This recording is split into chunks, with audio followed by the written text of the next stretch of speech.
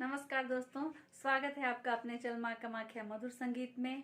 आज मैं एक भोले जी का भजन लेकर के आई हूँ जो भोजपुरी में है। उम्मीद है आप लोगों को पसंद आएगी और अगर पसंद आए तो मेरे वीडियो को लाइक और चैनल को सब्सक्राइब करना ना भूलिएगा।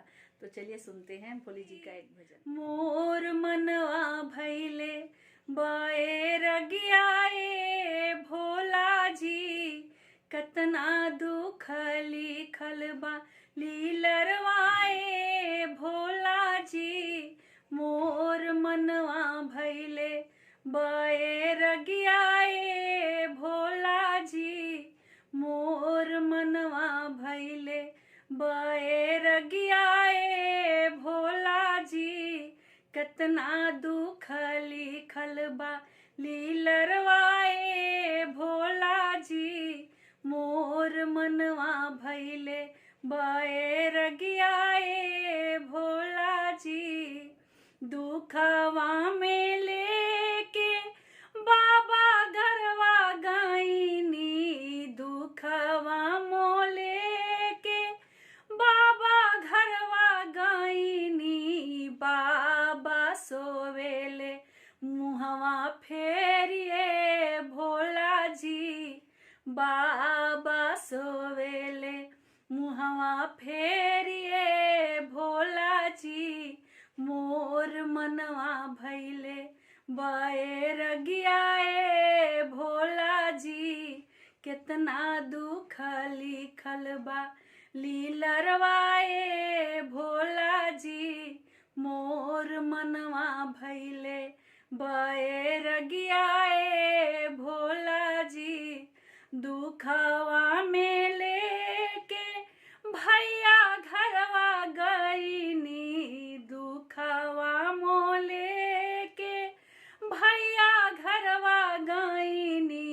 भैया सोवेले मुहवा फेरिए भोला जी, भैया सोवेले मुहवा फेरिए भोला जी, कतना दुख लिखल बा लीलरवाए भोला जी।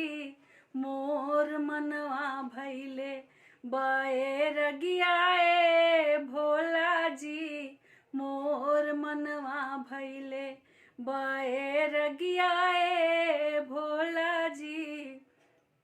दुखवा मोले के अम्मा घरवा गईनी, दुखवा मोले के अम्मा घरवा गईनी।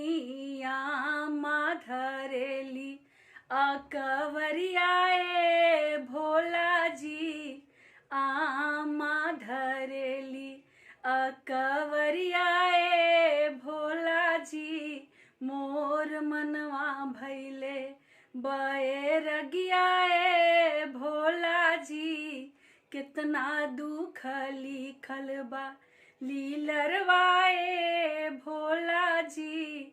मोर मनवा भैले बैरगियाए भोला जी, दुखवा मोले के भोला घरवा आईनी, दुखवा मोले के भोला घरवा आईनी। हार लेहले जिंदगी के दर्दियाए भोला जी, हार लेहले जिंदगी के दर्दियाए भोला जी।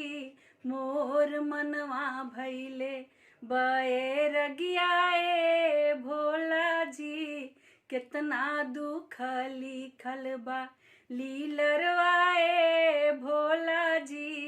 मोर मनवा भैले बैरगियाए भोला जी, मोर मनवा भैले बैरगियाए भोला